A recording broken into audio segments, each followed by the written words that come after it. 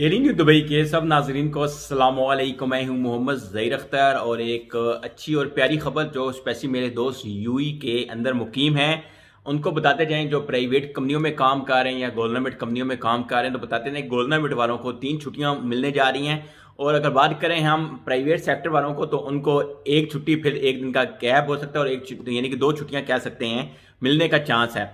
तो आपको मैं बता जाऊं कि जैसा कि आपको पता है कि इस्लामी न्यू ईयर, तो इस्लामी नया साल है हमारा, वो स्टार्ट होने जा रहा है, और उसकी तो छुट्टी है यूई गवर्नमेंट की तरफ से वो देने का ऐलान किया गया है। और वो इस महीने की 21 जुलाई यानी कि बरोज़ जुमा को वो छुट्टी दी जाएगी।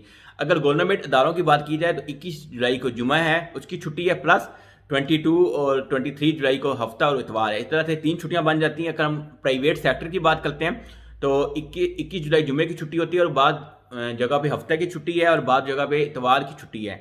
तो इस हिसाब से उनको भी तकरीबन 2 दिन की छुट्टी मिलेगी। ये एक न्यू अपडेट आई थी, ऊपर आप पढ़ भी सकते हैं। मजीद डिटेल जानना चाहते हैं तो वीडियो डिस्क्रिप्शन के अंदर आपको पूरी डिटेल मिल जाएगी। मिलते हैं नेक्स्ट वीडियो में। अल्लाह हाफिज़।